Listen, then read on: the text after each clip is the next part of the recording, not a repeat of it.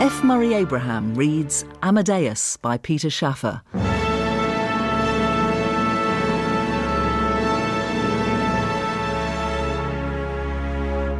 Adapted in 8 parts by Neville Teller.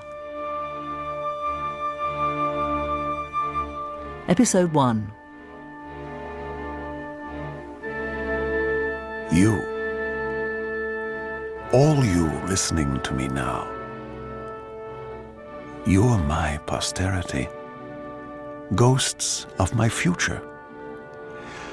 I can't see you, but I know you're there. I invite you, all of you, to this dusty old room. Come and stay with me till dawn, just till dawn, for these are the last hours of my life.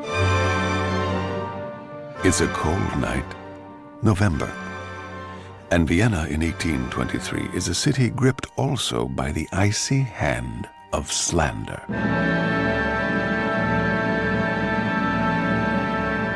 Even here in my apartment, which I never leave, word reaches me of what they're saying.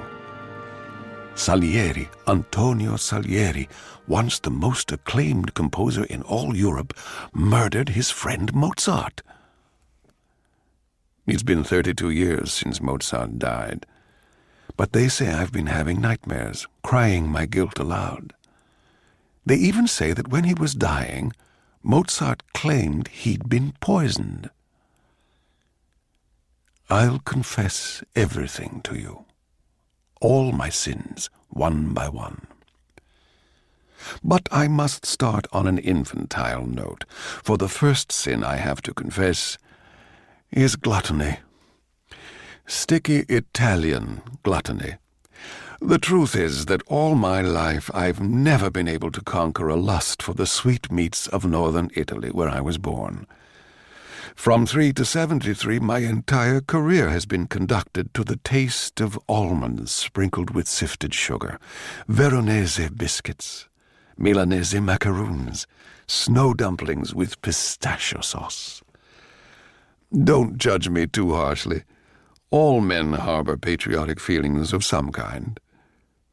My parents were provincial subjects of the Austrian Empire, a Lombardy merchant and his Lombardy wife. Their notion of place was the tiny town of Legnago, which I couldn't wait to leave. And although devout Catholics, their notion of God was a sort of superior Habsburg emperor, inhabiting a heaven only slightly farther off than Vienna. All they required of him was to protect commerce and keep them forever preserved in mediocrity. My own requirements were very different. I wanted fame. I wanted to blaze like a comet across the firmament of Europe, yet only in one especial way: music. Absolute music. Music is God's art. Already when I was 10, a spray of sounded notes would make me dizzy. By 12, I was stumbling about the fields of Lombardy, humming my arias and anthems to the Lord. My one desire was to join all the composers who'd celebrated his glory through the long Italian past. Every Sunday I saw him in church, painted on the flaking wall. I don't mean Christ. The Christs of Lombardy are simpering sillies with lambkins in their arms. No, I mean an old candle-smoked god in a mulberry robe, staring at the world with dealer's eyes. Tradesmen had put him up there. Those eyes made bargains, real and irreversible. You give me this, and I'll give you that. No more, no less. The night before I left Legnago forever, I went to see him and made a bargain with him myself. I was a sober 16, filled with a desperate sense of right. I knelt before the god of bargains, and I prayed through the moldering plaster with all my soul. Lord, let me be a composer. Grant me sufficient fame to enjoy it. In return, I'll live in virtue. I'll strive to better the lot of my fellows. and I will honor you with much music all the days of my life." As I said Amen, I saw his eyes flare. "Bene, go forth, Antonio. Serve me and mankind, and you will be blessed." "Grazie," I called back. "I am your servant for life."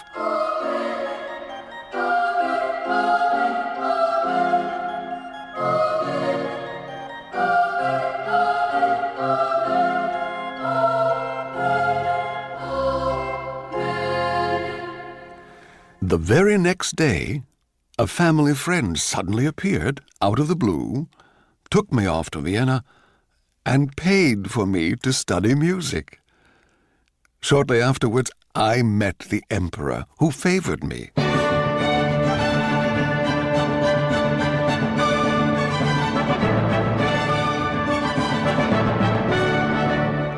Clearly, my bargain with God had been accepted.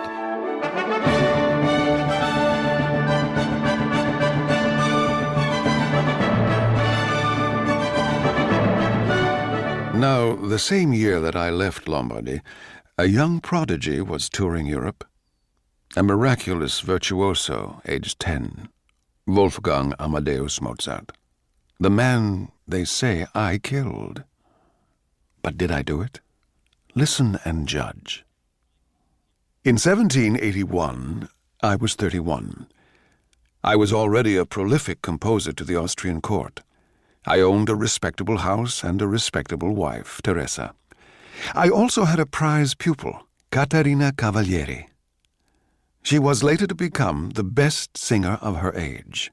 But at that time, she was a bubbling student with merry eyes and a sweet, eatable mouth. I was very much in love with Caterina, or at least in lust. But because of my vow to God, I was entirely faithful to my wife. I'd never laid a finger upon the girl, except occasionally to depress her diaphragm in the way of teaching her to sing. My ambition burned with an unquenchable flame. Its chief goal was the post of the first royal Kapellmeister, then held by Giuseppe Bonno, 70 years old and apparently immortal. But I was the most successful young musician in the city of musicians. One day the post would be mine. And then suddenly, without warning, the word was that Mozart had arrived in Vienna. He'd been in Salzburg in the service of the Archbishop, but he'd walked out in anger. He'd come to Vienna to find work. Tales of his prowess were told all over Europe. How he'd written his first concerto at 4, his first symphony at 5, a full opera at 14. And even now, he was no more than 25. Mozart's fame gained him an immediate commission from the emperor. He was commanded to write a comic opera in German. The commission was deeply resented by Count Orsini Rosenberg, director of the opera. In his view, the proper language for opera was Italian. Nothing about the project or the young man commissioned to write it pleased Count Orsini Rosenberg. He was firmly of the view that Vienna's musical establishment was going to have trouble with that young man. Not everyone shared that view. Baron Gottfried von Swieten, prefect of the Imperial Library, was more than prepared to give the young Mozart a chance to prove himself. In those days, almost every man of influence in Vienna was a Mason, and the Baron's lodge was by far the most fashionable. He'd already invited me to join, and he seemed prepared to consider inviting young Mozart to join as well. I confess I was alarmed at Mozart's arrival on the scene, and the altogether extravagant praise heaped on him. I wanted to meet him, to assess him for myself. So when I heard that his music was to be played one night at the Baroness Waldstadten's house, and that he'd be present, I arranged to be there also. That night changed my life. When I arrived, I first entered the library to take a little refreshment. Whenever she knew I was coming, my generous hostess always put out the most delicious confections in that room. Dolci, caramelli, and most especially a miraculous crema al mascarpone, which is a cream cheese mixed with sugar and suffused with rum. Totally irresistible. I just sat down in a high-backed chair to consume this paradisal dish, unobservable as it happened to anyone who might come in, when two people burst into the room, a man and a woman. Fully grown adults, they were intent on a childish game in which the young man appeared to be playing the part of a cat and the young woman a mouse about to be pounced on. Before I could rise, it had become difficult to do so, for the tone of the game had changed. The young man had indeed pounced and was now lying on top of the girl. "I think you're frightened of Puss-Wuss," he teased. "I think you're scared to death. I think you're going to shit yourself." I sank back into the chair. To reveal myself now would be altogether too embarrassing, for the young man continued to taunt her with his scatological image. "In a moment is going to be on the floor." The young woman, apparently happy to play along with the fantasy, squealed without much conviction, "Stop it, Wolfer. It's really stupid." "Tell me," he said to her, "what's Trazom?" Trazom. "How should I know? It's Mozart spelled backwards. If you ever married me, you'd be Constanza Trazom." "No, I wouldn't." This, then, was the renowned Mozart. "Yes, you would," he insisted, "because I'd want everything backwards, once I was married. I'd want to lick my wife's arse instead of her face." "You're going to lick nothing at this rate," she said. "Your father's never going to give his consent." "Who cares?" said Mozart. "Marry me." "Are you serious?" "Yes. Answer me this minute. Say yes or no. Say yes, then I can go home, shit in the bed, and shout, 'I did it!'" At that moment, the major domo appeared at the door and announced that the Baroness Waldstatten was ready for the concert to commence. Mozart had the grace to appear somewhat embarrassed as he picked himself up and helped Constanza to rise. A moment later, the concert began. I heard it through the door, a solemn adagio in E-flat. It started simply enough, just a pulse in the lowest registers, bassoons and basset horns, like a rusty squeeze box. And then, suddenly, high above it, sounded a single note on the oboe. It hung there, unwavering, piercing me through, till breath could hold it no longer. And a clarinet withdrew it out of me, and sweetened it into a phrase of such delight, it had me trembling. The light flickered in the room. My eyes clouded. The squeeze box groaned louder, and over it the higher instruments wailed and warbled, throwing lines of sound around me, long lines of pain around and through me. Oh, the pain. Pain as I'd never known it. I called up to my sharp old God. What is this? What? But the squeeze box went on, and the pain cut deeper into my shaking head until suddenly I was running, dashing through the side door, stumbling downstairs into the street, into the cold night, gasping for life. What is this? Tell me, Lord, what is this pain? What is this need in the sound? Forever unfulfillable, yet fulfilling him who hears it utterly. Is it your need? Can it be yours? Dimly the music sounded from the salon above. Dimly the stars shone on the empty street. I was suddenly frightened. It seemed to me that I'd heard the voice of God, and that it had issued from a creature whose own voice I'd also heard, and that was the voice of an obscene child.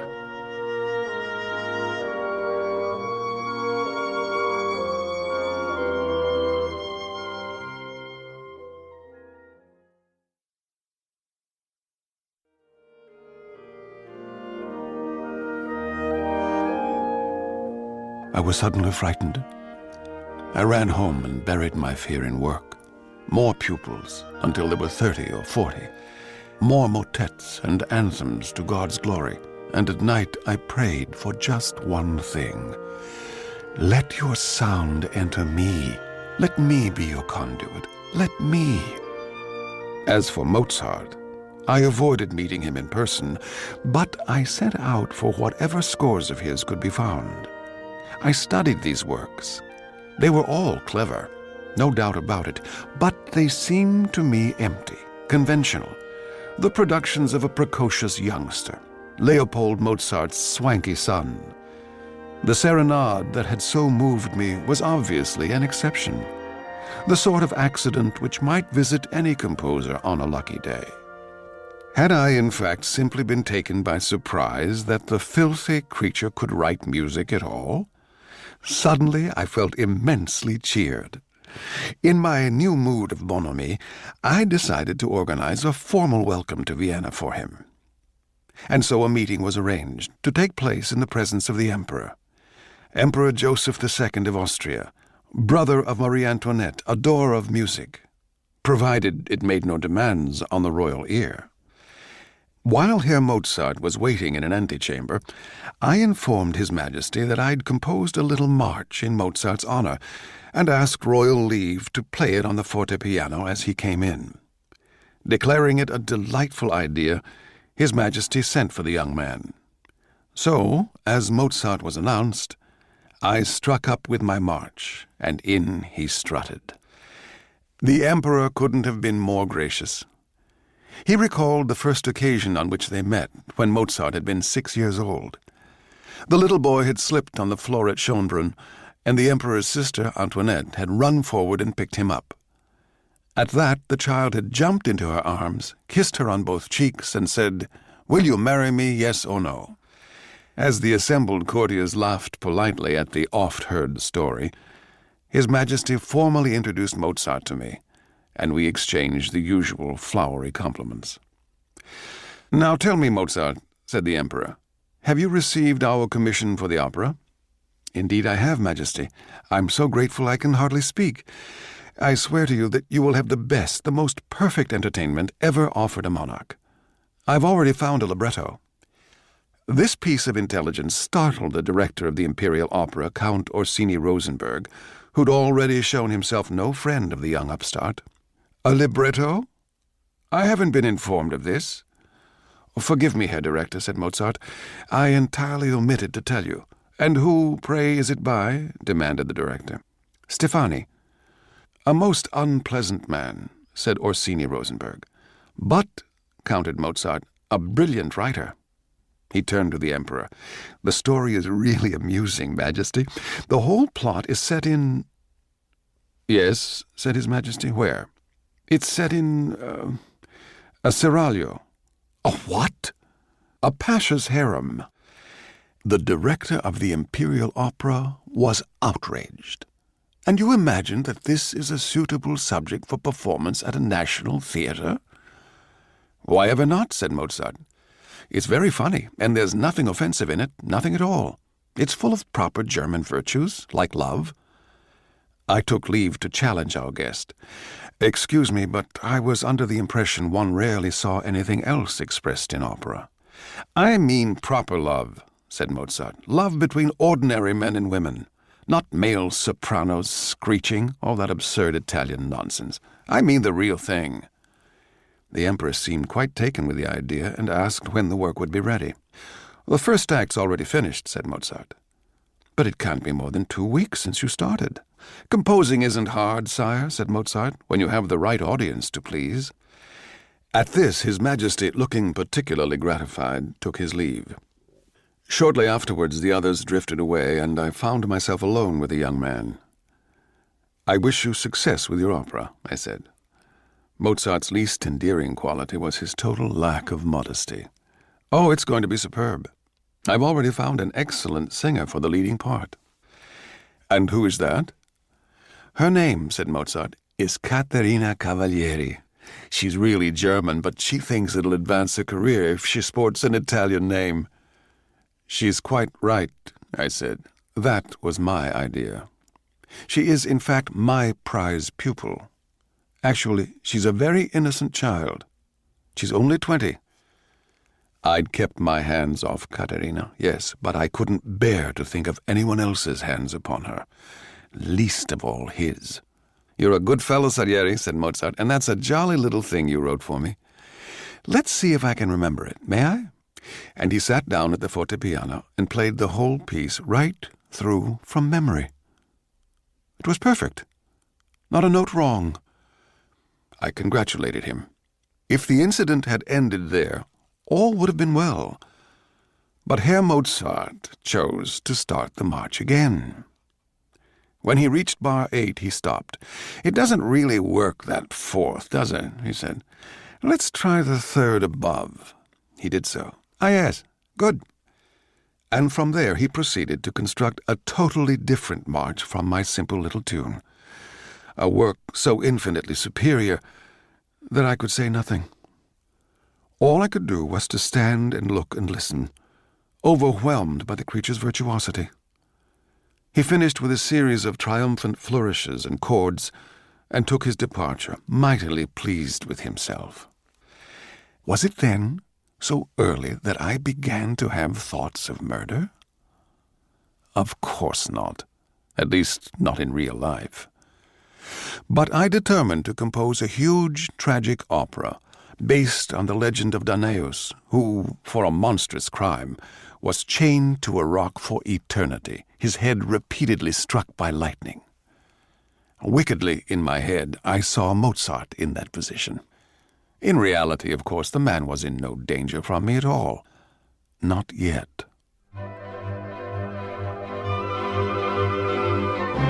For the first performance of Mozart's The Abduction from the Seraglio, held in the presence of the Emperor, the creature had chosen to wear an even more vulgar coat than usual. As for the music, it matched the coat completely.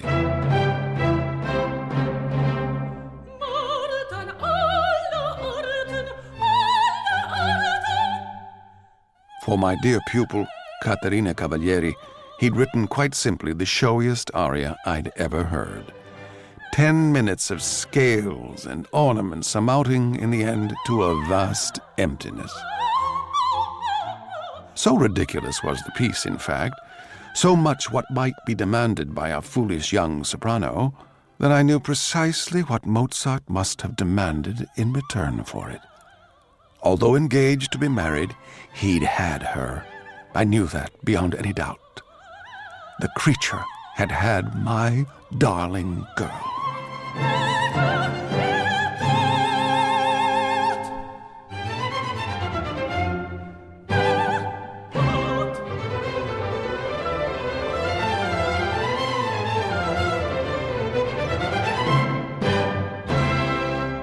If the evening afforded me any satisfaction at all, it was the Emperor's reaction to the performance. "So, Mozart," said His Majesty, "a good effort. Decidedly that, a good effort." "Do you really like it, sire?" "I thought it was most interesting," said the Emperor. "Yes, indeed, a trifle, how shall one say?" He turned to his director of opera, Count Orsini Rosenberg, who happily supplied the mot juste. "Too many notes, Your Majesty?" "Very well put," said the Emperor. "Too many notes." Mozart seemed genuinely puzzled. "I don't understand." "My dear fellow," said the Emperor, "don't take it too hard. There are, in fact, only so many notes that the ear can take in during the course of an evening." He turned to me. "I think I'm right in saying that, aren't I, court composer?" For a moment I was at a loss, but for a moment only. "Well, yes, I would say yes. On the whole, yes, Majesty." "There you are," said the Emperor. "It's clever, it's German, it's quality work, and there are simply too many notes. Do you see?" "There are," said Mozart, "just as many notes as are required, Majesty, neither more nor less." An appalled silence fell over the company as the courtiers surrounding the royal presence wondered how His Majesty would take this blatant refutation of his observation. In the event, the Emperor simply said, "Ah, well, there it is," and left abruptly. The others followed him, and I was left alone with Mozart and his fiancée Constanze. "Herr Salieri," said Mozart, "is he angry?" I tried to reassure him. Not at all. He respects you for your views. I hope so, Mozart looked at me. And what did you think yourself, sir? Did you care for the piece at all? Yes, of course, Mozart. At best, it's truly charming. And at other times? I tried to phrase my criticism diplomatically. Well, just occasionally. In Katharina's aria, for example, it was a little excessive. Katharina's an excessive girl, said Mozart. In fact, she's insatiable. I mean, in regard to vocal ornamentation. All the same, I said, as my revered teacher, the Chevalier Gluck, used to say to me, one must avoid music that smells of music. What does that mean? Demanded Mozart. It means music that makes one aware too much of the virtuosity of the composer. Well, said Mozart, I'd hate to offend a chevalier, even though I am one myself. Indeed? I observed. Mozart's fiancée jumped in to assure me that, on this occasion, he hadn't allowed his vanity to overreach itself. Oh, yes, Herr Salieri. The Pope made Wolfgang a chevalier when he was only 14. Extraordinary, I murmured. They say, said Mozart, that Gluck used the title all the time. He insisted on being addressed by it. And you prefer not to be? I think titles are absurd in connection with music. Even, I queried, court composer? Too late, Mozart realized his faux pas. What? Oh, well, that's different, of course. My father's right again. He tells me I should padlock my mouth. Actually, I shouldn't speak at all. I changed the subject. Won't you introduce me to your charming fiancée? Oh, of course. Constanze, this is Herr Salieri, the court composer. Fraulein Weber. I bowed to her. Delighted. And may I ask when you marry? Mozart intervened. We have to secure my father's consent. He's a wonderful man, but in some ways a little stubborn. Excuse me, I said, but how old are you? 26. Then your father's consent is scarcely indispensable. My advice to you is to marry and be happy. You have found, it's quite obvious, a rare treasure. Grabbing my hand, Constanze bestowed a grateful kiss on it.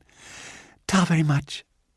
I wished them both good night, and as I watched them walk away, Constanze hanging onto his arm, I felt a lightning thought strike. Never in my life had I entertained a notion so sinful, such an abomination. Have her. Have the creature's fiancée. Her for Katharina.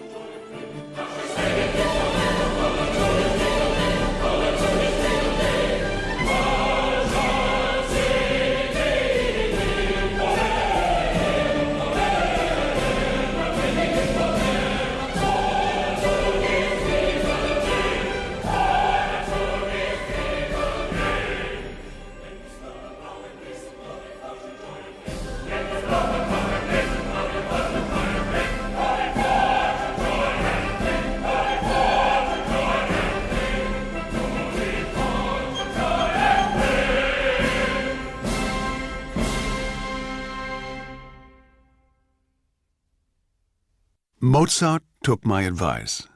Without waiting for his father's consent, he and Constanze were married. They set up house, and Mozart continued his efforts to earn a living. He achieved little success. He certainly gave public concerts of his works, but they paid very little. As for pupils, he managed to acquire only 3, while every approach he made to the musical establishment for a post was rebuffed. This indeed was scarcely surprising. He was incapable of the sort of diplomacy essential for success in polite society. He made scenes, and he made enemies. Tales of Mozart's outspokenness abounded, and word of the latest faux pas didn't take long to sweep through the city. For example, it took less than 12 hours for me to hear of events at Kapellmeister Bono's one evening.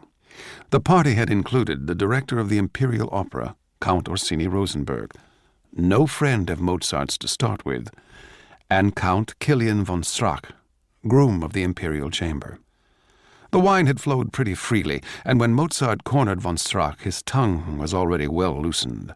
7 months in this city, complained Mozart, and not one job. I'm not to be tried again, is that it?" "Of course not," said von Strack, doing his best to pacify the irate young man. But Mozart wasn't to be pacified. "I know what goes on, and so do you. Vienna is completely in the hands of foreigners, worthless Italians, like Kapellmeister Bono." Von Strack was appalled. "Herr Mozart, please. You're in the man's house." But, inhibitions flung to the winds, Mozart swept on, now prepared to give voice to what he thought of me and my work. To say nothing of court composer Salieri. "Hush," said von Strack. "Did you see Salieri's last opera?" demanded Mozart. "The Stolen Bucket? Did you?" "Of course I did." "Unbearable," cried Mozart, plumping himself down at the fortepiano and bashing out one of the major tenor arias. Bom, bom, bom, bom, tonic and dominant, from here to resurrection. Not one interesting modulation all night. Salieri's a musical idiot. "Herr Mozart, please," said von Strack. But Mozart was unstoppable. Why are Italians so terrified by the slightest complexity in music? Tell me that. Show them one chromatic passage and they faint. No wonder the music at this court is so dreary. And in opera, they use the same old conventions over and over again. Tremolando shows rage, sforzando shows excitement, C minor means gravity, D minor means terror. Round and round like donkeys at a grindstone. "Do lower your voice," urged von Strack. "Lower your breeches," cried the creature, adding instantly, "That's just a joke." At that moment he caught sight of Count Orsini Rosenberg, who was standing and staring at the spectacle that Mozart was making of himself. The creature rounded on him. "Count, you look like a toad. I mean your waistcoat. And you were goggling like a toad as well." "Herr Mozart," said the director, "you'd do best to retire for your own sake." "Salieri has 50 pupils," said Mozart. "I have 3. How am I to live? I'm a married man now. Of course, I realize that you don't concern yourself with money in these exalted circles.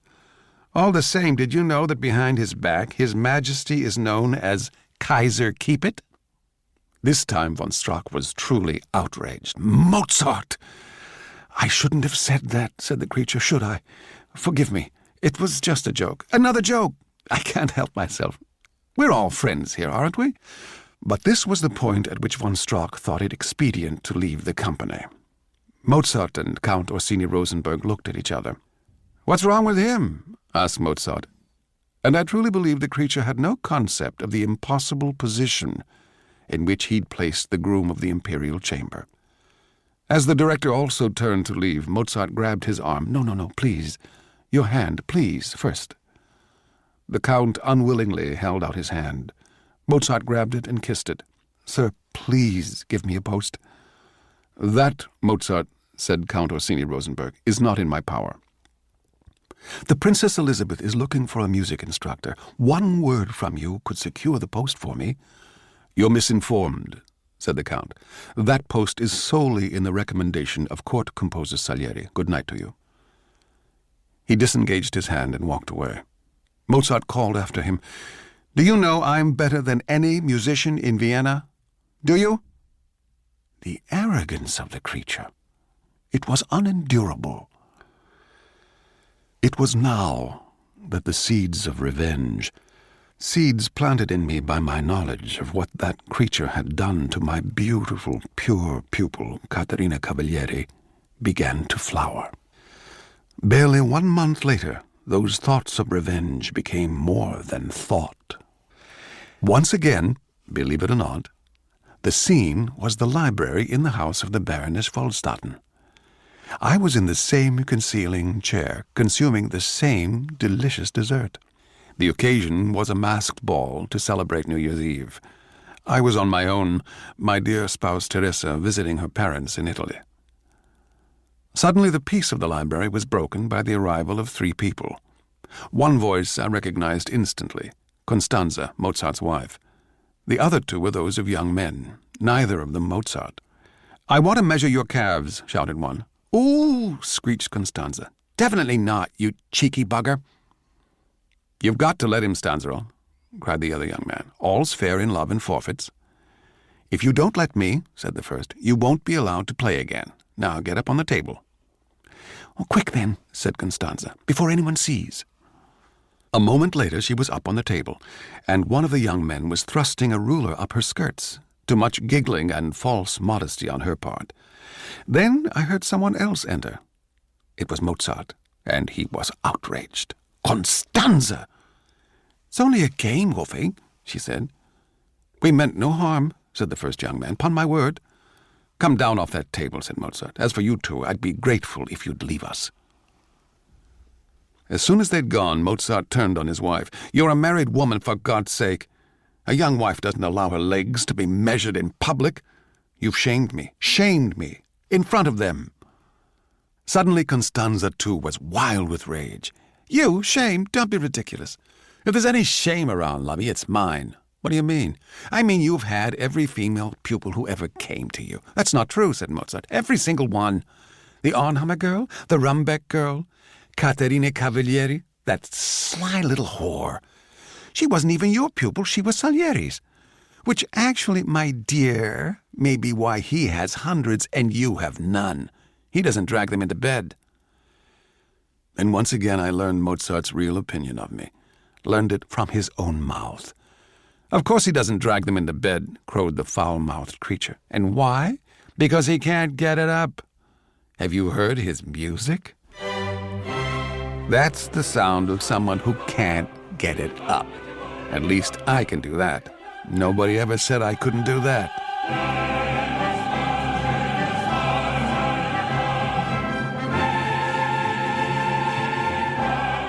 Suddenly Constanza burst into tears.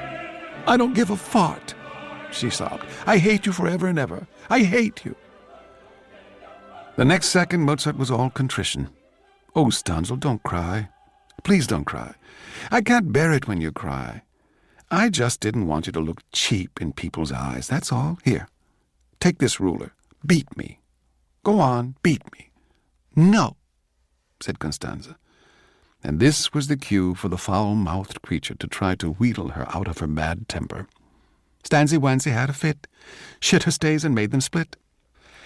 Despite herself, Constanza found she had to giggle. The obscenities continued.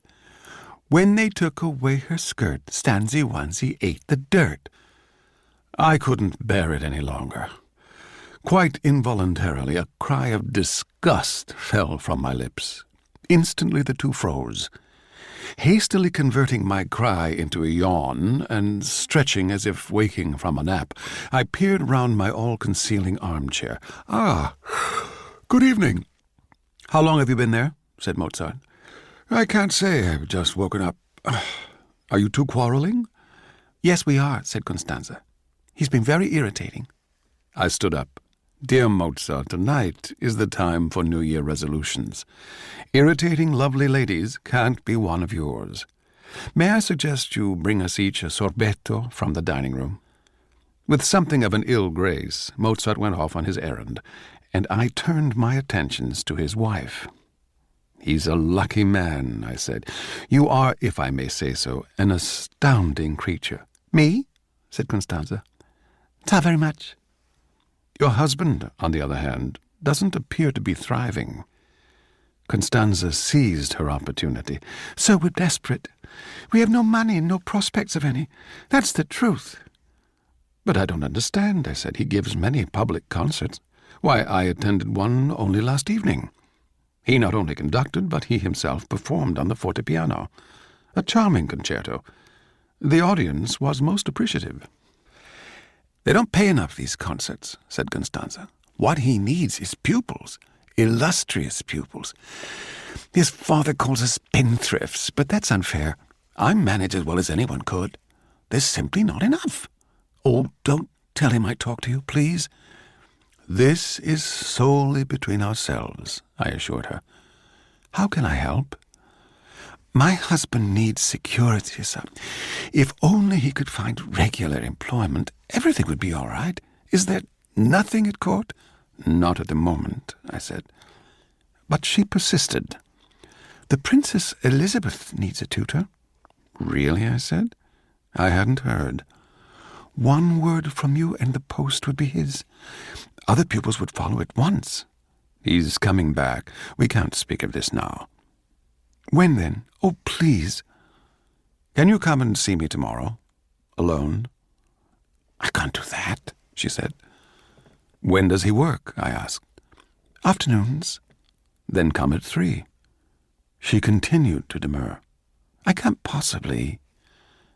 Yes or no, I said. In his interests? At that moment Mozart returned, and the matter wasn't referred to again that evening. But I had done it, spoken aloud, invited her. What of that vow that I'd made in church? What of fidelity? What of virtue? I thrust them behind me.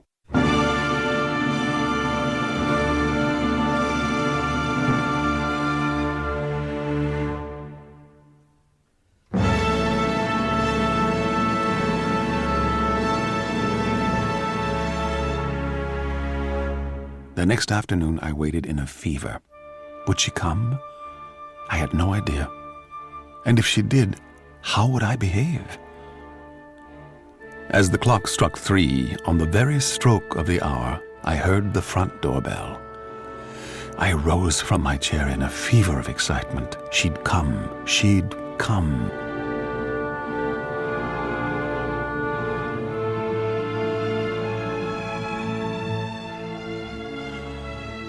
A moment later she was shown in, and we were alone together. Was I actually going to seduce a young wife of 2 months' standing?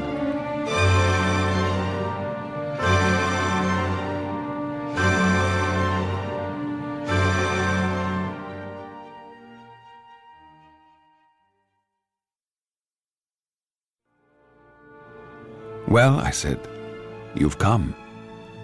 She fiddled with the portfolio she was carrying. I shouldn't have. My husband would be frantic if he knew. He's a very jealous man. And with reason, I replied. You're looking even prettier than last night, if I may say so. How very much. I brought you some of Wolfgang's manuscripts. They'll prove how right he is for a royal appointment. Will you look at them, please, while I wait? Sit down, I said. Let me offer you something special. Here, try one of these. What are they? Capezzoli di Venere, nipples of Venus, Roman chestnuts in branded sugar. My cook made them especially for you. Constanza's eyes sparkled. Well, then I'd better try one, hadn't I? I watched her for a moment. You know, I think you're the most generous girl in the world. She looked up at me. Generous? That's my word for you. I thought last night Constanza is altogether too stiff a name for that girl. I shall rechristen her La Generosa. Now, don't tell me it's going to prove inaccurate. She wasn't in the least put out by my remarks. And what name do you give your wife? I call my wife Signora Salieri. If I named her anything else, it would be La Statua. She's a very upright lady. Is she here now? Asked Constanza. I'd like to meet her. Alas, no. At the moment, she's visiting her mother in Verona. You mean we're alone together in this house? Except for the servants. Constanza, tomorrow evening I dine with the Emperor. One word from me recommending your husband as tutor to Princess Elizabeth, and that invaluable post is his. Believe me, when I speak to His Majesty in matters musical, no one contradicts me. I do believe you, she said. Excellent. Then surely service of that sort deserves a little recompense in return? She looked at me quizzically. How little? Oh, the size of a kiss? She appeared to weigh up the deal. Just one? If one seems fair to you. She came across and kissed me lightly on the mouth. But does just this one seem fair?"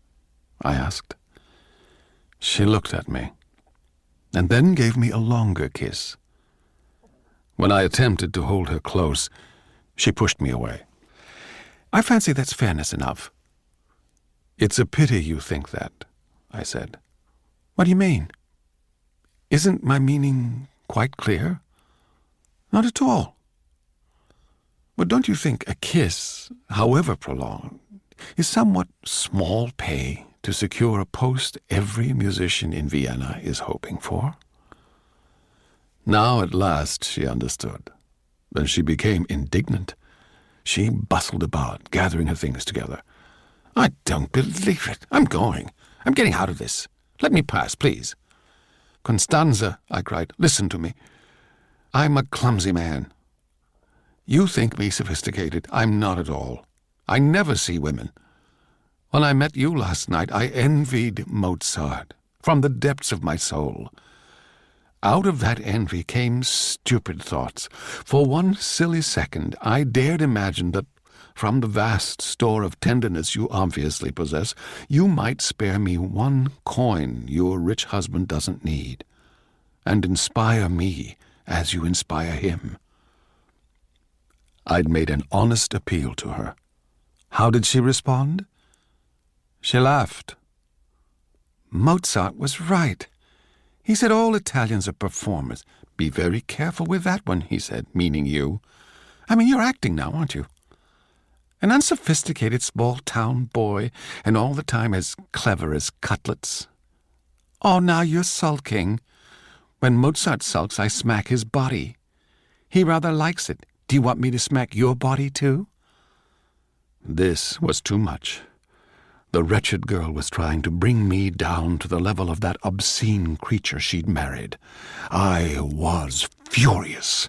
"How dare you, you silly, common girl!" I made an effort to control myself. "Forgive me. Let us confine our talk to your husband. He's a brilliant keyboard player, no question. However, the Princess Elizabeth also requires a tutor in vocal music, and I'm not convinced he's the man for that. I'd like to look at the pieces you've brought and decide if he's mature enough. I'll study them overnight, and you will study my proposal. Not to be vague, that's the price of the post. Good afternoon." What had he done to me, this Mozart? Before he came, did I behave like this? Toy with adultery? Blackmail women? It was all growing rotten because of him. I looked at the manuscripts she'd left. She'd said that these were his original scores, first drafts of the music. Yet they looked like fair copies. They showed no corrections of any kind. It was puzzling, then alarming. It was evident that Mozart was simply transcribing music completely finished in his head. And finished, as most music is never finished. Displace one note and there'd be diminishment. Displace one phrase and the structure would fall. Here again, only now in abundance, were the same sounds I'd heard before. The same crushed harmonies, glancing collisions, agonizing delights. It was clear that serenade had been no accident. I was staring through the cage of those meticulous ink strokes at absolute beauty.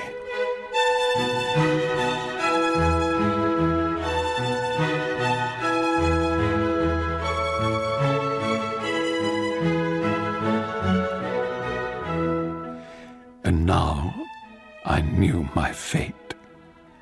Now, for the first time, I felt my emptiness, as Adam felt his nakedness. Tonight, I realized, at an inn somewhere in this city stands a giggling, foul-mouthed child who can scribble casual notes which turn my most considered ones into lifeless scratches. "Oh, thank you, God," I cried. You gave me the desire to praise you, then made me mute. You put into me perception of the incomparable, then ensured that I'd know myself forever mediocre. Why? What's my fault? Until this day, I've pursued virtue with rigor. I've worked and worked the talent you allowed me. You know how hard I've worked. Solely so that in the end, in the practice of the art which alone makes the world comprehensible to me, I might hear your voice. And now I do hear it, and it says only one name, Mozart. Spiteful, sniggering, conceited, infantile Mozart, who has never worked 1 minute to help another man. Shit-talking Mozart with his body-smacking wife, him you've chosen to be your sole conduit. And my only reward, my sublime privilege, is to be the sole man alive in this time who shall clearly recognize your incarnation. Thanks, and thanks again.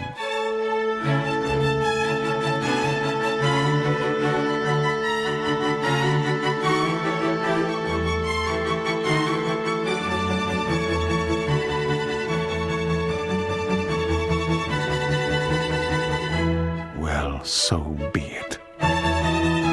From this time, we are enemies, you and I. I'll not accept it from you. Do you hear?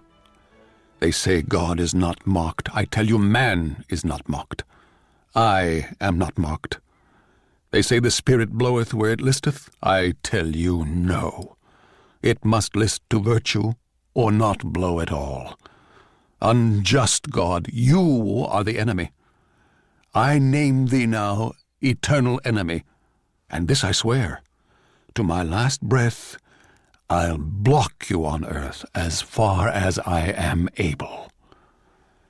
This vow I made in the depths of my despair, and now, in the last hours of my life, you must understand me. Not forgive. I don't seek forgiveness. I was a good man, as the world calls good. What use was it to me? Goodness couldn't make me a good composer. Was Mozart good? Goodness is nothing in the furnace of art.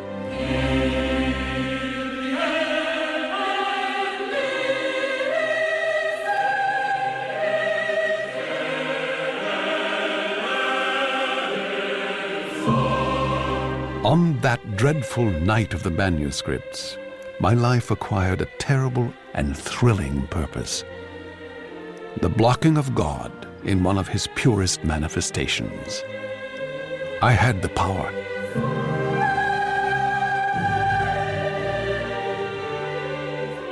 God needed Mozart to let himself into the world, and Mozart needed me to get him worldly advancement.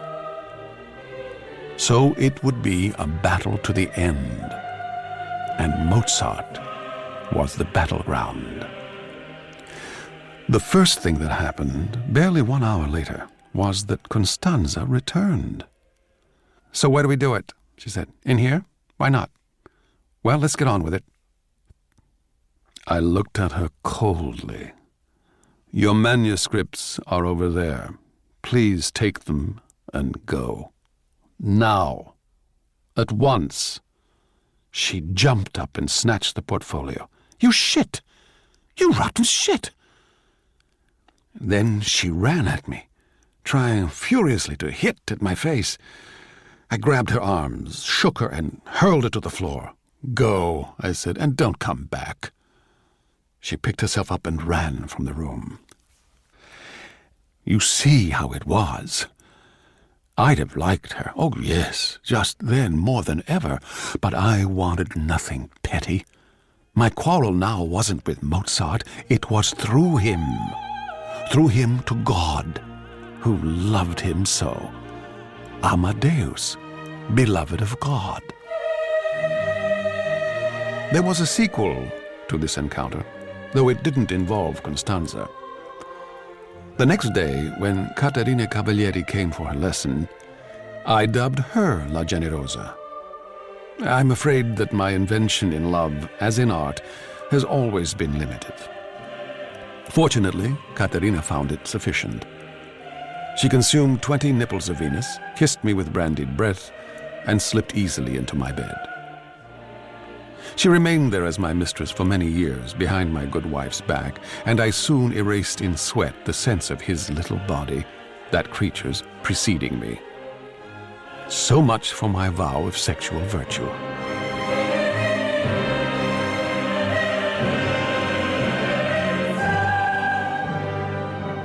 That same evening I went to the palace and resigned from all my committees. Then I went to the emperor and recommended a man of no talent whatsoever to instruct the Princess Elizabeth. When the emperor announced the appointment, I, of course, commiserated with the loser.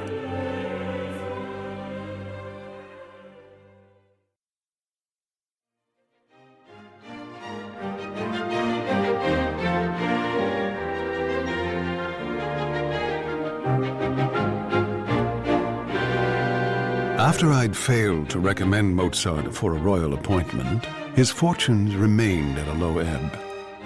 And when a few months later Constanza gave birth to their first child, a boy, the added expense put even greater strain on his inadequate income.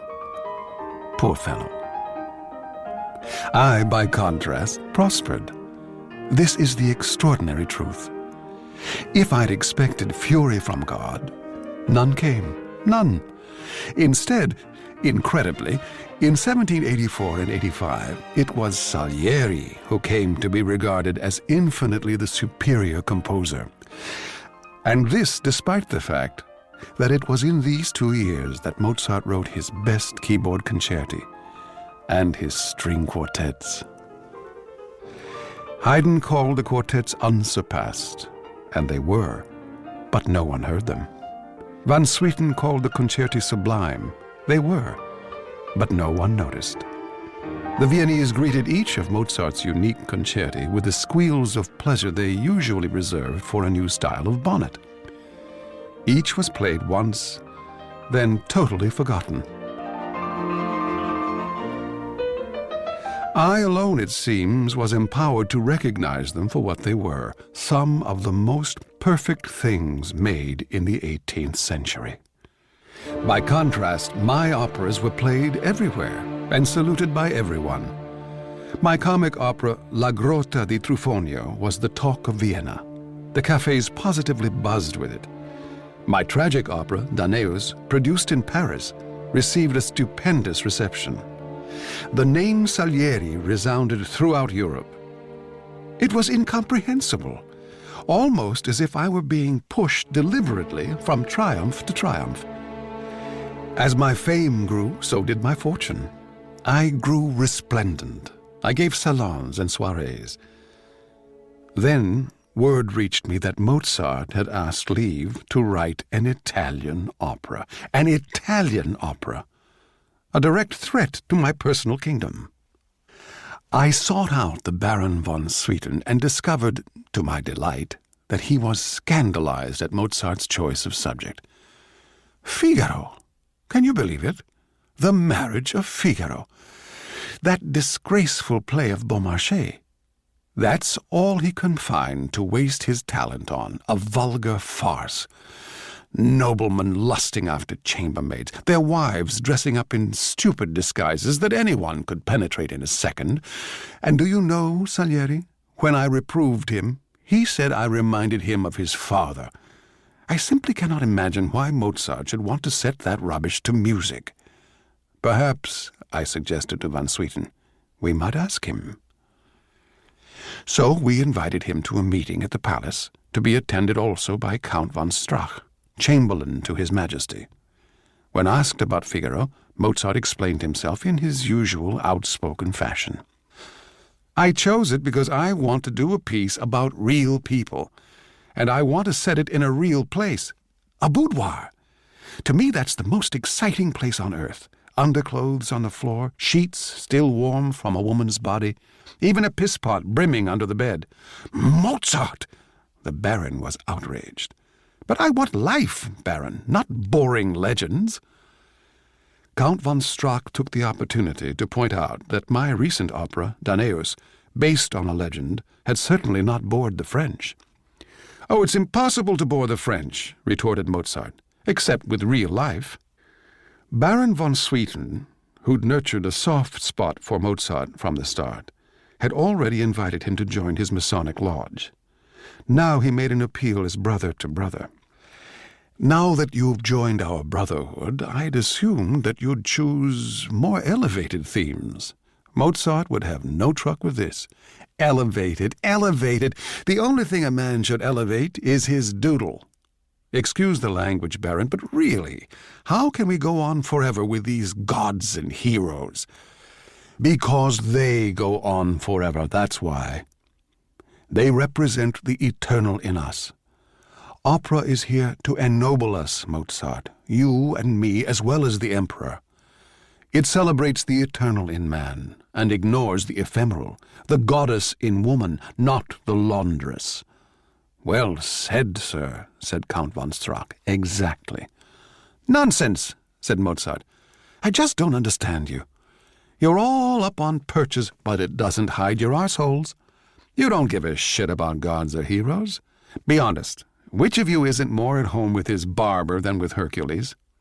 Or, Signor Salieri," he added, turning to me, "than with your stupid Danaeus, come to that." He jumped up. "And me, I'm just as guilty. Mithridates, king of Pontus, all those anguished antiques, they're all bores. Bores, bores, bores! All serious operas written this century are boring. Well, 999 out of 1,000. Struck dumb by this performance, for a moment no one said anything.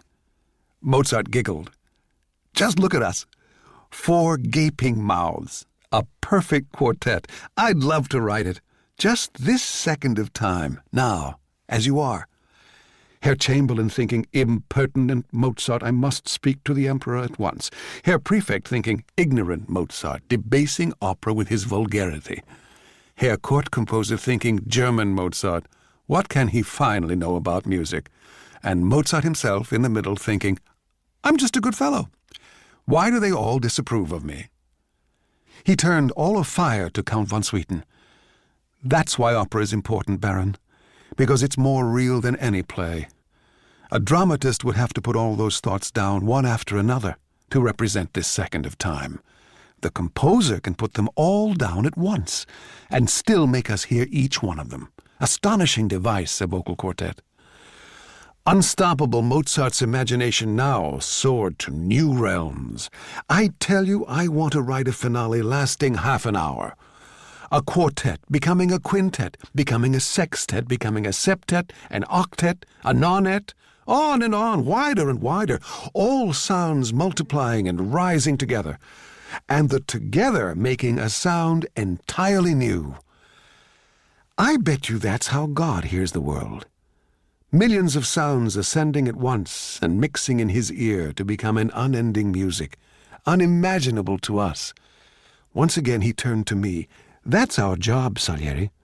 That's our job, we composers, to combine the inner minds of him and her, the thoughts of chambermaids and court composers, and turn the audience into God. The inner mind of Mozart, his credo, a revelation. I stared at him, lost for words. But he giggled and apologized. "I'm sorry I talk nonsense all day. It's incurable. Ask Stanzel." "Baron, I apologize. My tongue is stupid. My heart isn't." No, said von Swieten. "You're a good fellow under all your nonsense. I know that. He'll make a fine new brother, won't he, Salieri?" "Better than I, Baron," I said. Von Swieten rose and walked to the door. Before leaving, he turned. "Just try, my friend, to be more serious with your gifts." Assuming the meeting was over, Mozart also prepared to leave. He looked across at Count von Strack. "Herr Chamberlain, you may tell the Emperor that the opera is finished." Von Strack was bemused. "Finished?" Right here, in my noddle. The rest just scribbling. Goodbye. Von Strack could contain himself only until Mozart had left the room. That young man really is... He struggled for words. I offered, very lively, intolerable, he burst forth. Intolerable. Within 6 weeks, the creature had finished the score, and the first performance was arranged for May the 1st. Now I was faced with a pretty puzzle. How could I stop it? How could I block this opera of Figaro? I thought very hard, and then I sought out the director of the Imperial Opera, Count Orsini Rosenberg. The Count, who had resented Mozart's appearance in Vienna from the start, greeted my suggestion with delight. Brilliant, court composer, brilliant. Come, we'll go to the theatre at once. Now, I must make it quite clear that I took no active part in what followed. I sat with Count von Strack far back in the auditorium, while the director strode down to where Mozart was seated at the fortepiano, the score of Figaro before him. "Mozart," called the director, "a word with you, please." "Certainly," said Mozart. "What is it?" "I'd like to see your score of Figaro. Will you please bring it over?" Puzzled, Mozart handed it across, and Orsini Rosenberg turned the pages. He stopped about 3/4 of the way through. "Now tell me, don't you know that His Majesty has expressly forbidden ballet in his operas?" "Ballet?" queried Mozart. "Such," said the director, "as occurs in your third act." "That's not a ballet, Herr Director. That's a dance at Figaro's wedding."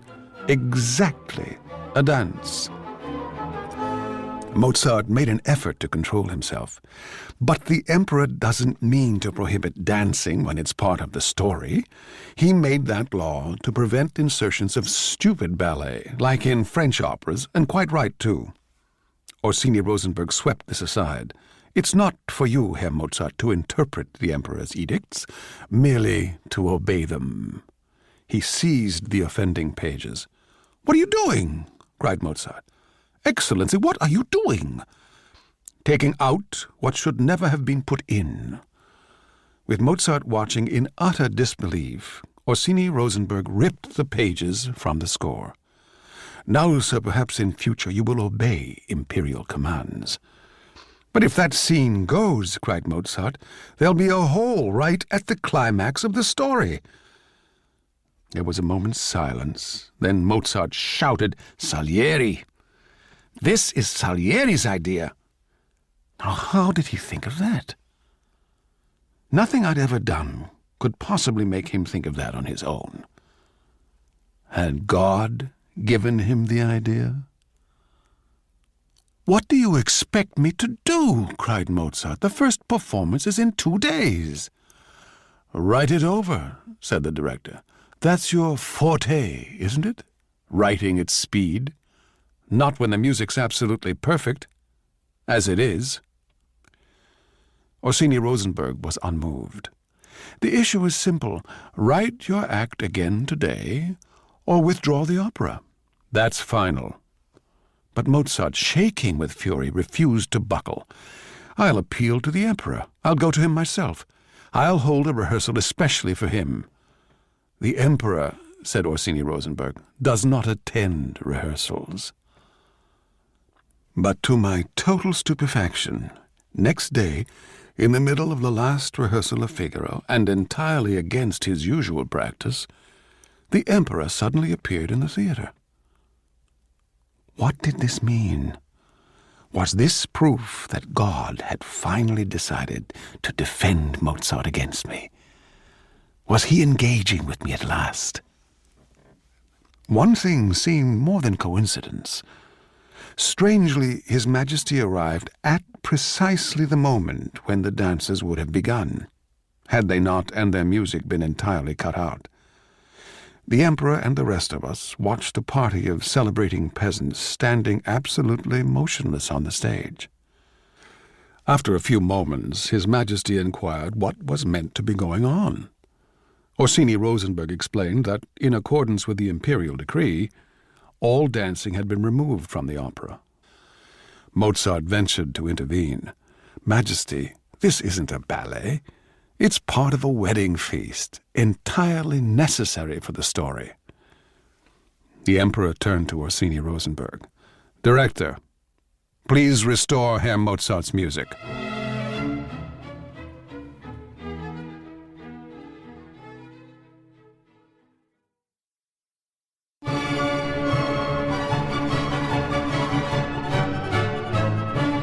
And so, in spite of all my efforts, Figaro was produced.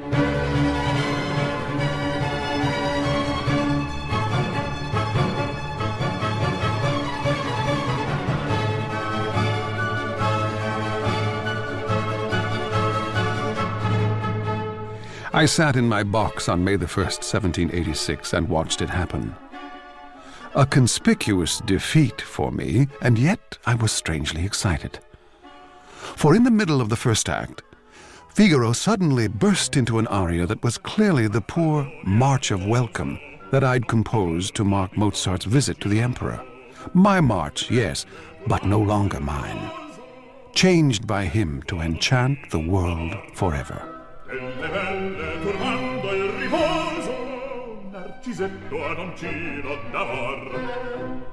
Trembling, I heard the second act. The restored third act, including the wedding dance, the astounding fourth. What shall I say to you who will one day hear this last act for yourselves?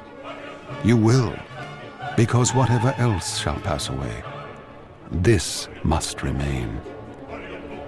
The final reconciliation melted sight.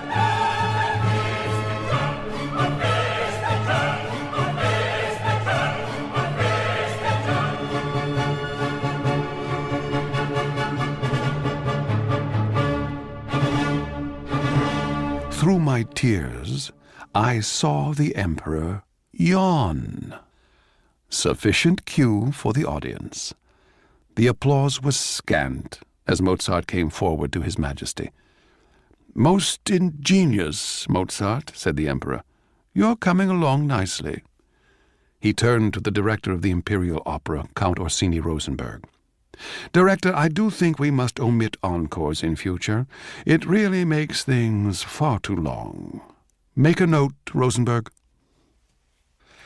Mozart lowered his head, utterly crushed, as the Emperor and his entourage left the theater. After a while, only Mozart and I remained. He came over and sat by me. "Herr Salieri, what do you think? Do you think I'm coming along nicely?" Still moved by that extraordinary finale, I found myself returning an honest answer. "I think the piece is extraordinary. I think it's marvelous." "I'll tell you what it is," said Mozart. "It's the best opera yet written. That's what it is. And only I could have done it. No one else living." Of course, Orsini Rosenberg was furious at losing face with the Emperor about that dance sequence in Act 3, and he was prepared to do anything to get back at Mozart. I saw to it, through the person of the resentful director, that in the entire year Figaro was played only 9 times. So my defeat finally turned into a victory. And God's response to my challenge? It remained as inscrutable as ever. Was he taking any notice of me at all? With the failure of Figaro, I would obviously not need to plot too hard against his operas in future. I must concentrate on the man. I decided to see him as much as possible, to learn everything I could of his weaknesses.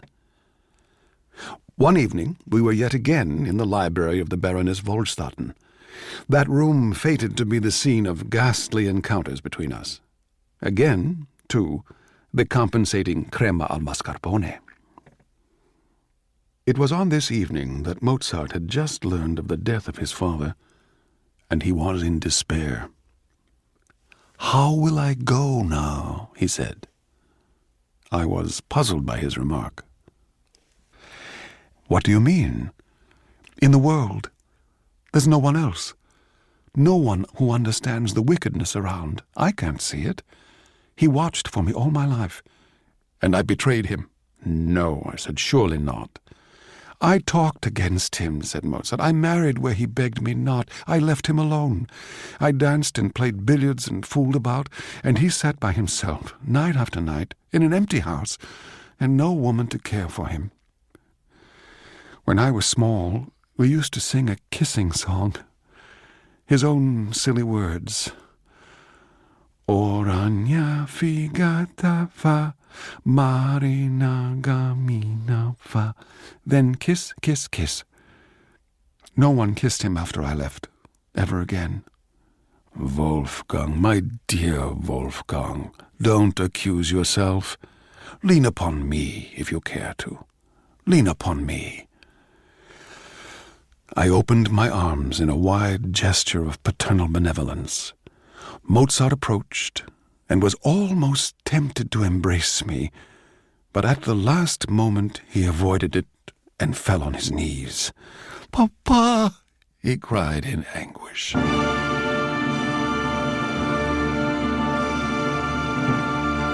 So rose the ghost father in his next opera.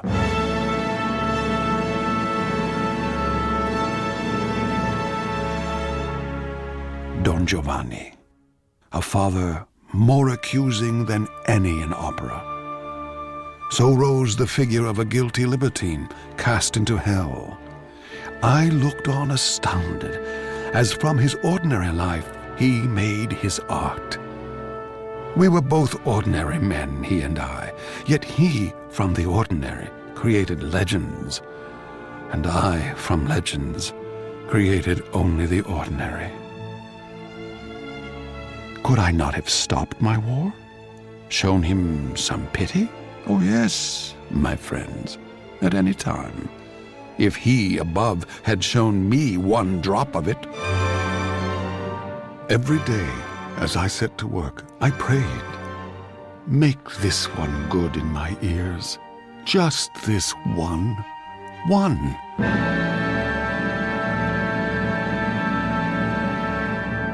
But would he ever? I heard my music calmed in convention.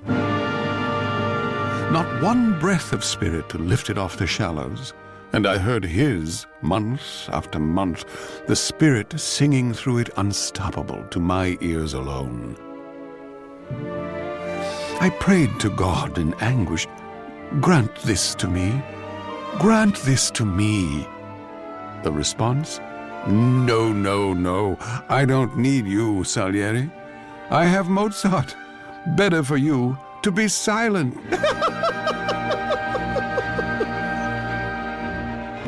The creature's gleeful snigger was the laughter of God. I had to end it. But how? Destitution. Reduce the man to destitution. Starve out the god. The opportunity arose, curiously enough, when the emperor decided that something had to be done for Mozart. "We must find him a post," he said to me one day. "There's nothing available, Majesty. There's chamber composer now that Gluck is dead." I put on the face of one shocked to the core. "Mozart? To follow Gluck?" "I won't have him say I drove him away," said His Majesty. "You know what a tongue he has." "Then grant him Gluck's post, Majesty, but not his salary. That would be wrong." The emperor, not displeased with the thought, considered for a moment. Gluck got 2,000 florins a year. What should Mozart get? 400, I suggested. Light payment, yes, but for light duties. "Perfectly fair," said His Majesty. "I'm obliged to you, court composer." Mozart's reaction was predictable enough. "It's a damned insult. Not enough to keep a mouse in cheese for a week." "I'm sorry it's made you angry," I said. "I'd not have suggested it if I'd known you'd be distressed." "You suggested it?" "I regret I wasn't able to do more." Mozart was overwhelmed. "Oh, forgive me. You're a good man. I see that now. You're a truly kind man, and I'm a monstrous fool." Now, if ever, was the moment for God to crush me. I waited. And do you know what happened? I had just ruined Mozart's career at court. God rewarded me by granting my dearest wish. Kapellmeister Bono died suddenly, and the emperor appointed me to fill his place. I was now truly alarmed. How long would I go unpunished? Shortly after my appointment, I met Mozart with his wife in the Prater Gardens. He offered me his congratulations. Clearly there was a change for the worse in his condition.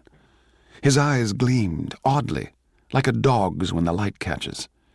I said, "I hear you're not well, my friend." "It's nothing. A few pains. And I don't sleep well, always. I tend to have dreams now, quite often." "Dreams?" I queried. "What kind of dreams?" "Actually, it's always the same one. A looming figure comes to me, wrapped in gray, beckoning, beckoning. It has no face. What can it mean, do you think?" "If Wolfgang had proper work," said Constanze, "he might dream less, First Kapellmeister." "Please excuse us," said Mozart. "Come, dearest." The next I heard was that Mozart had been approaching fellow Masons for assistance. He'd written letters to 20 brother Masons, and they were giving him money. As long as he asked, they'd keep supplying his wants. How could I stop it, and quickly? One day I was with Baron von Swieten, master of our lodge, who was certainly no enemy of Mozart's, when we encountered the creature. Von Swieten quickly raised the matter. "This isn't good, brother," said the Baron. "The lodge wasn't created for you to beg from." "What else can I do?" said Mozart. "Give concerts, as you used to." "But I have no subscribers left, Baron. I'm no longer fashionable." "I'll send you some fugues of Bach tomorrow. You can arrange those for my Sunday concert. You'll have a small fee."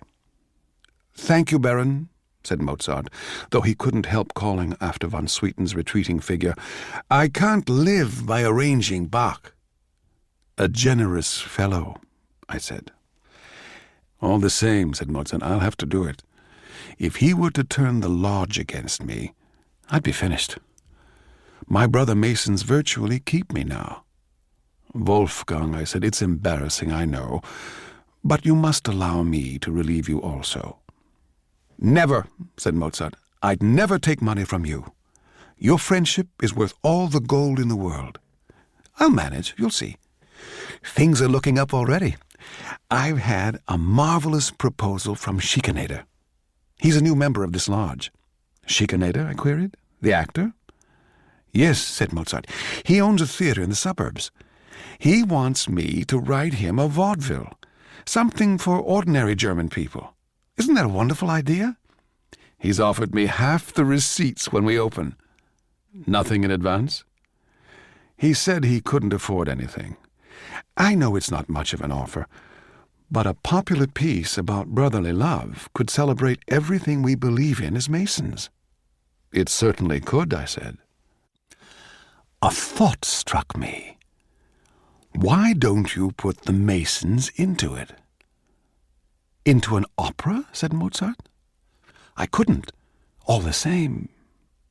What an idea!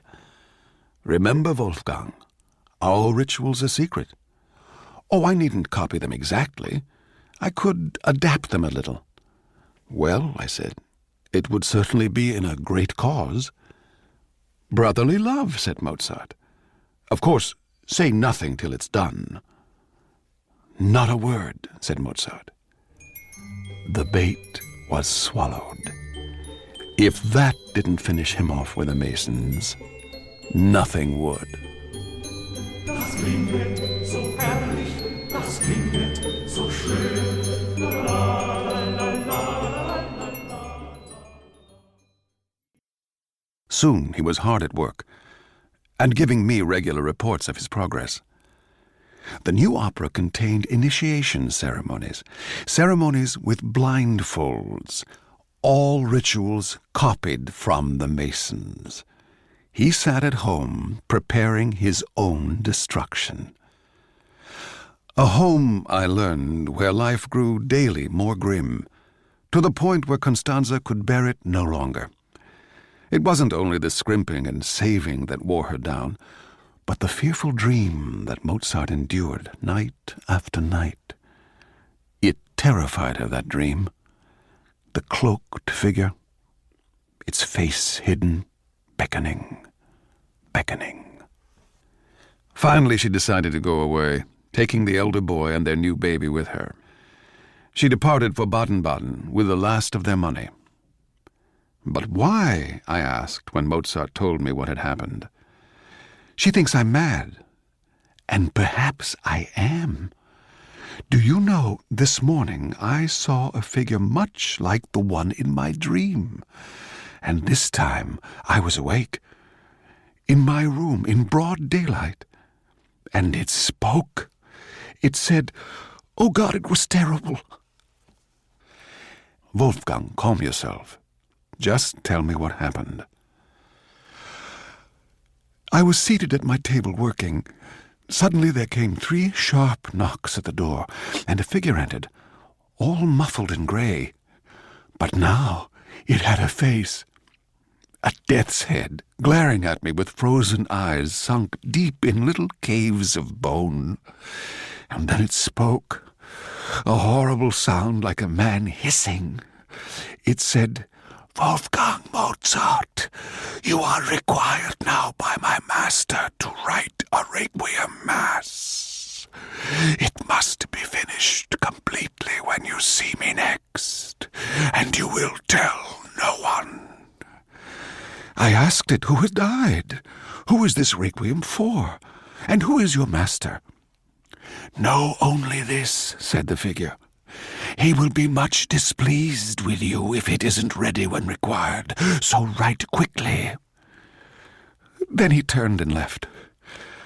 I went to the window to see him reappear down in the street, but he didn't. He'd vanished. Mozart, my friend, I said, this is simply morbid fancy. It was all in your head, and only there. But it had the force of reality, he said. No wonder Stanzi left. I frightened her away. Poor girl. Now she'll miss the vaudeville. And I wrote so much of it for her, to make her laugh. I was astonished. You mean it's finished? It's only been a month, Mozart. Oh, said the creature, music is easy. It's marriage that's hard. No, the first performance is on Saturday. I long to see it, I said, and I'll bring someone who'll chase your gloom away. On Saturday evening, I arrived at Mozart's door with Caterina Cavalieri in tow. He was delighted to see her. And so to the crowded music hall we went, a strange band of 3. The first Kapellmeister, sleek as a cat, his mistress, now fat and feathered like the great songbird she'd become, and Mozart, odd-looking and drunk on the cheap wine which was now his constant habit. What he didn't know was that a 4th person would also be attending the performance. The Baron von Swieten, the master of our Masonic Lodge, invited, of course, by me. We went out to the suburbs to a crowded music hall and sat on a bench in the front of the audience. We sat as he wished us to, among ordinary Germans. The smell of sweat and sausage was almost annihilating. This is exactly the audience we should be writing for, I said to Mozart, not the dreary court. As always, you show the way. As always, he did. My pungent neighbors rolled on their benches at the jokes, and I, in their midst, heard the magic flute. He'd put the Masons into it right enough. He'd turned them into a secret order of priests. I heard voices calling out of ancient temples. I saw a vast sun rise on a timeless land where animals danced and children floated. And in this sun, behold, I saw his father. No more an accusing figure, but forgiving. The highest priest of the order, his hands extended to the world in love. Mozart feared Leopold no longer. And oh, the sound of that newfound peace in him. So tender, so serene.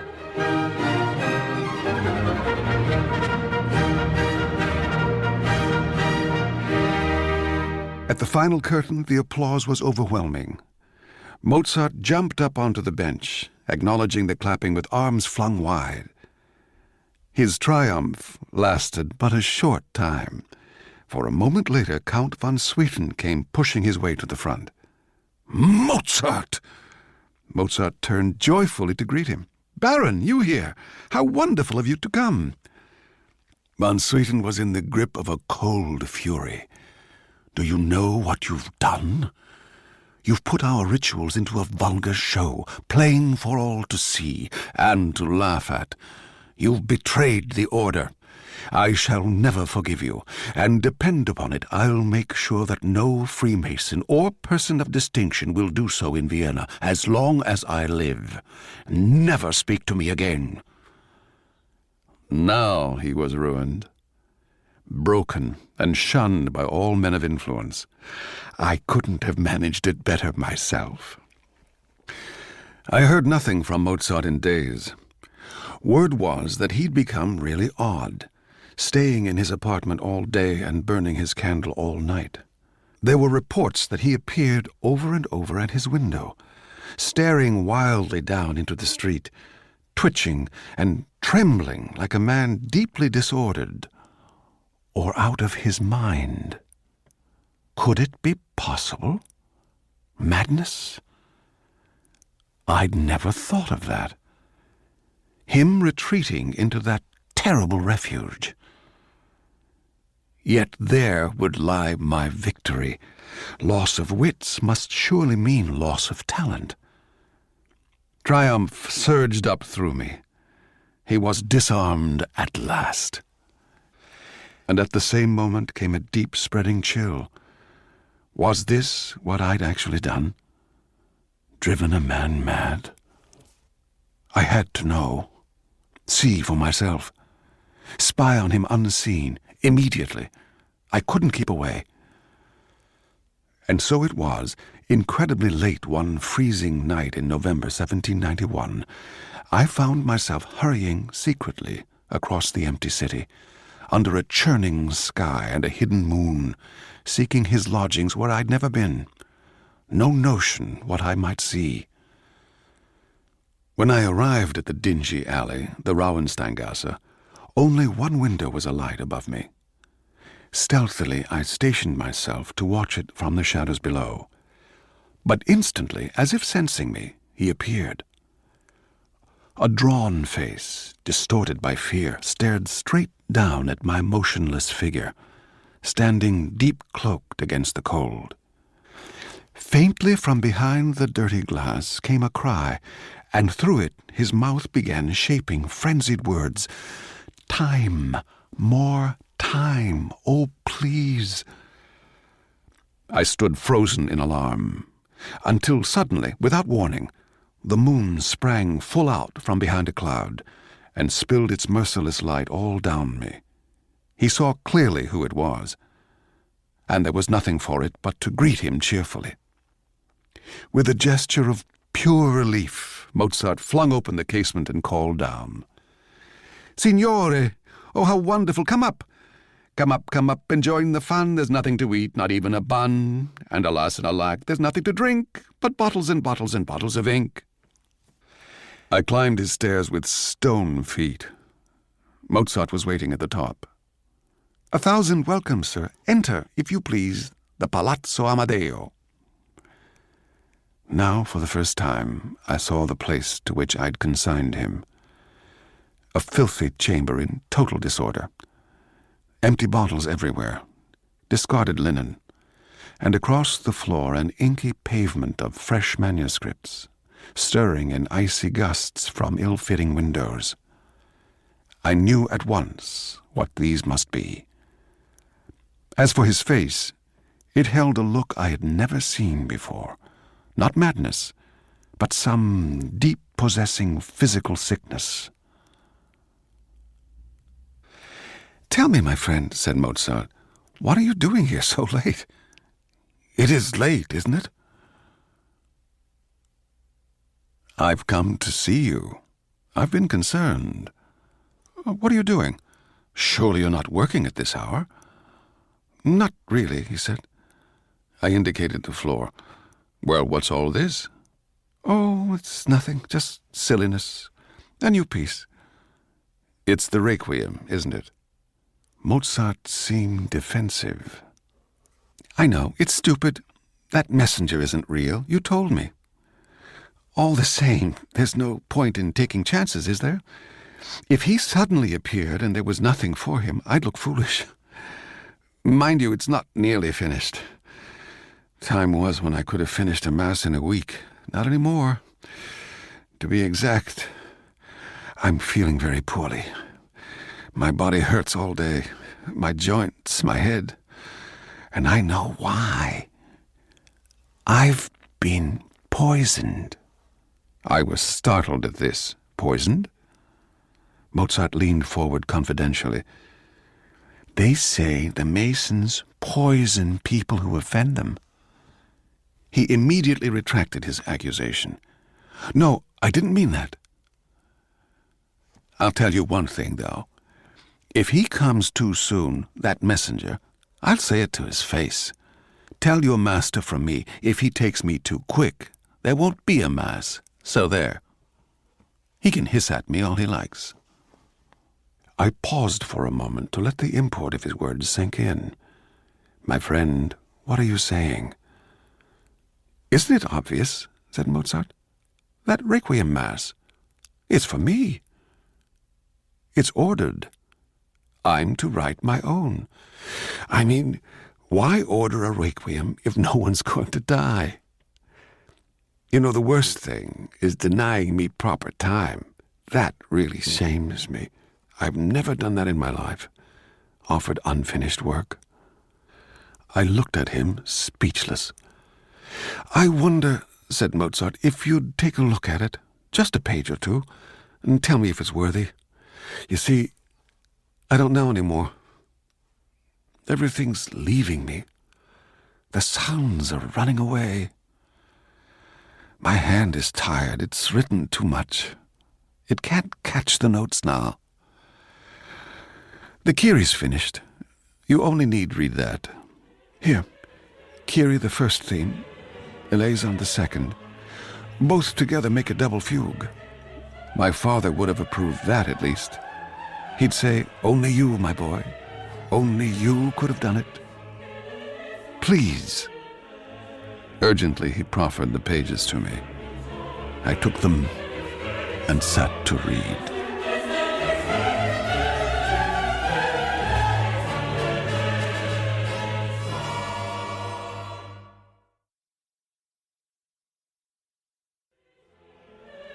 I took the pages and sat down to read, but Mozart went on talking, half to me, half to himself.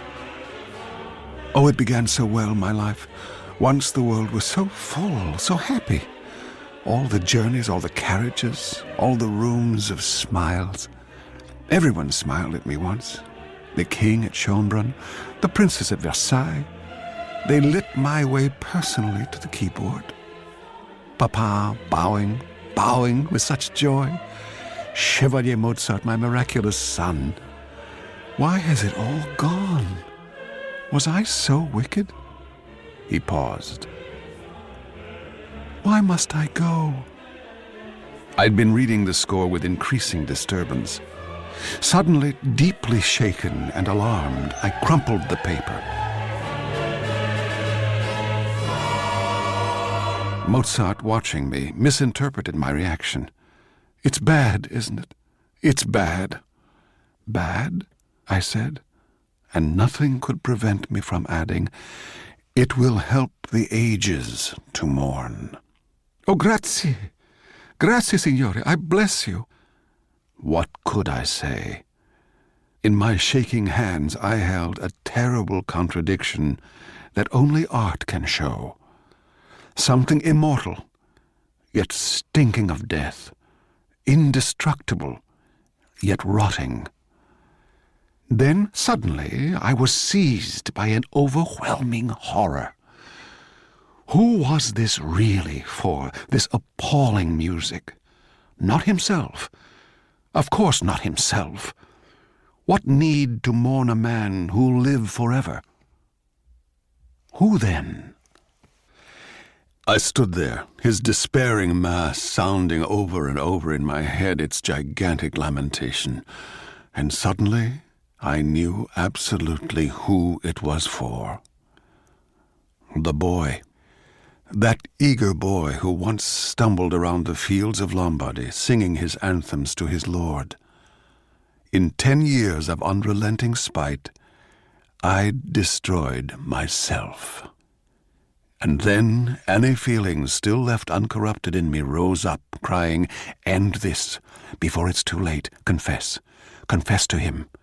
Get from him whatever absolution he can possibly grant. He alone, the creature you've broken. How else can you live on after?" I tried to find the strength to begin. "Wolfgang, you must hear me. You're right, you are poisoned. It's true." Mozart looked at me, puzzled. "By me," I said, "no one else. We are both poisoned, both together." Mozart seemed bewildered by my words. I don't understand. Excuse me, sir, I'm stupid sometimes." "You with me," I said, "I with you. Look at me, Mozart. Antonio Salieri, your enemy, your murderer." What was his reaction? He burst out laughing and clapped his hands in delight. "Bravo! Bravissimo, signore! Are you perhaps a little tiddly? I think you are. Tiddly-widdly. You had some before you came." I summoned up all the conviction I was capable of. "Don't you know at all what I've endured from you? From the day you appeared, I've lived in hell. What I did to you was nothing to what you did to me. And my God smiled and permitted it. Whatever I did, you would fill the world. You left me with nothing. No matter. You're not to blame. It's his will. I don't hate you. You're only an instrument." Mozart tried to stem the flow.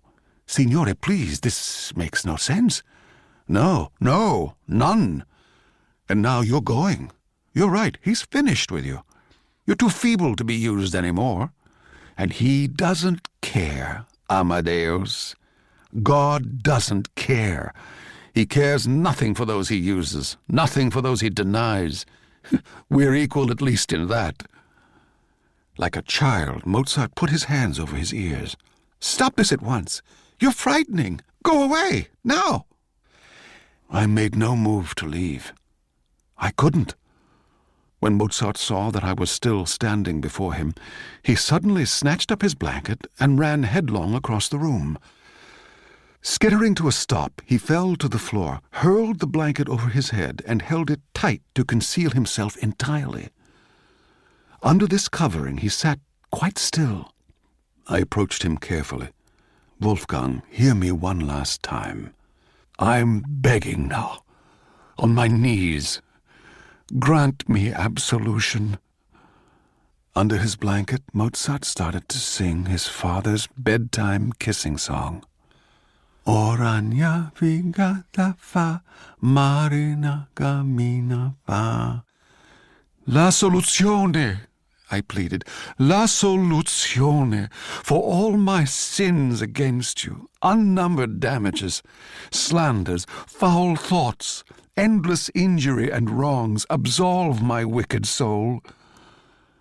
But the singing continued implacably. "Reduce the man, reduce the god. Behold my vow fulfilled." The profoundest voice in the world reduced to a nursery tune. And so finally I left, refused, unheard. But of course, thank you, God, as always, for never afterwards could I confess to anyone. Until I summoned you, all you listening to me today, my last day on earth. It wasn't long after I left, I later learned, that Constanza came back. She was shocked at how frail Mozart had become. As she bustled round him, clearing up the mess, he said, "Salieri has killed me. He told me so." "Yes, yes, I'm sure. Hush now, lovey." She helped her dying husband to his bed. He lay down, and she covered him with her shawl. "I'm back to take care of you. I'm here now for always. You'll get better soon, I promise. But you've got to, Wolf, because we need you. Carl and baby Franz as well. There's only the three of us. We don't cost much. Just don't leave us. We wouldn't know what to do without you. Are you listening?" But Mozart had slipped away.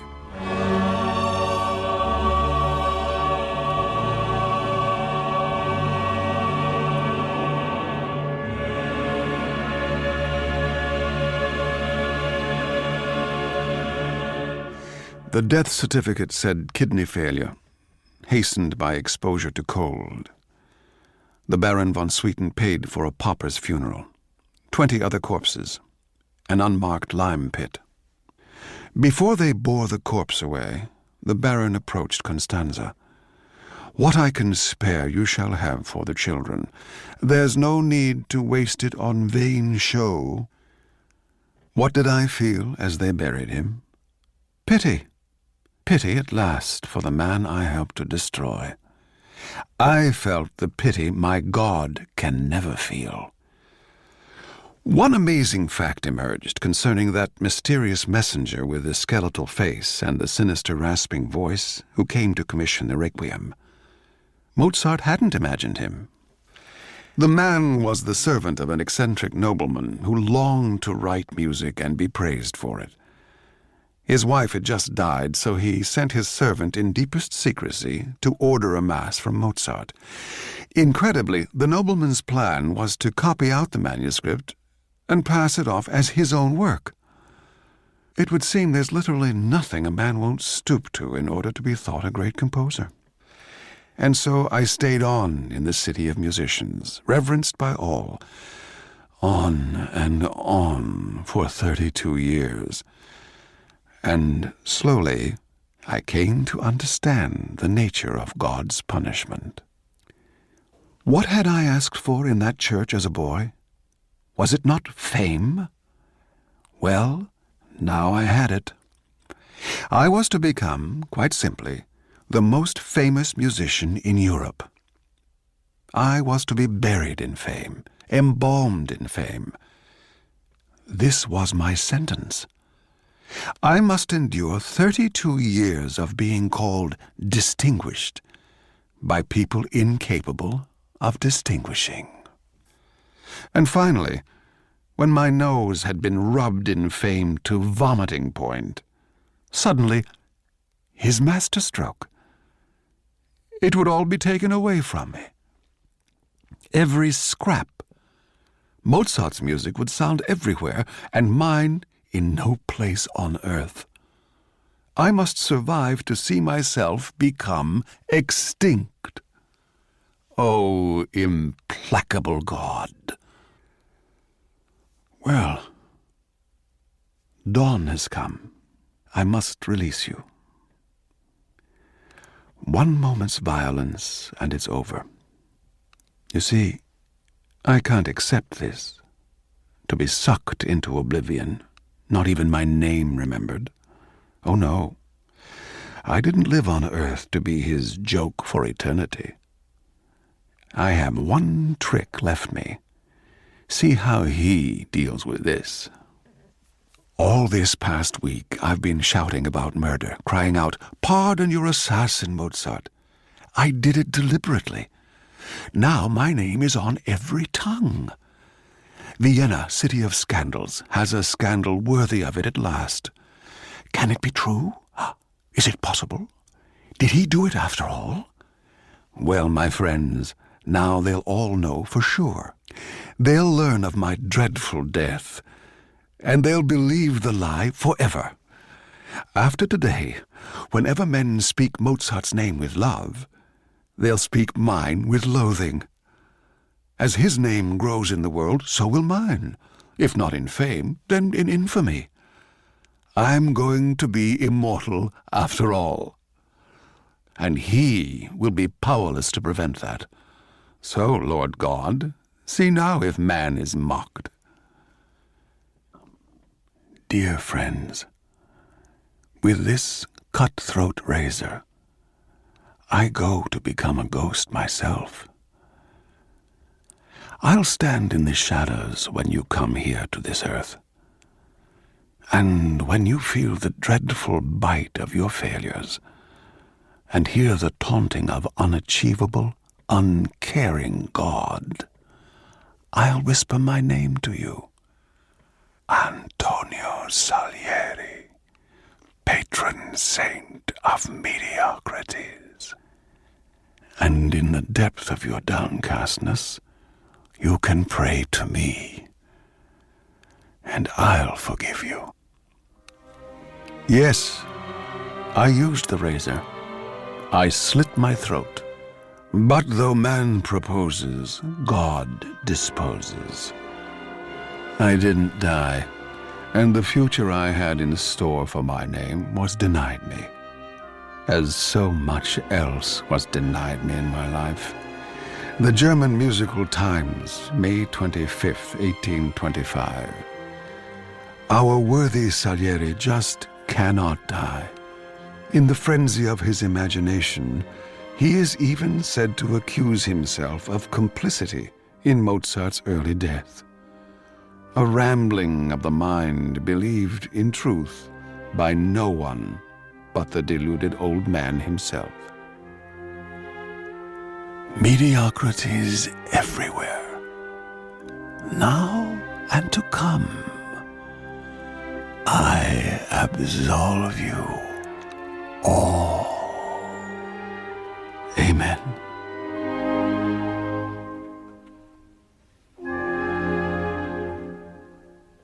F. Murray Abraham was reading Amadeus by Peter Shaffer, adapted by Neville Teller and directed by Peter Leslie Wilde.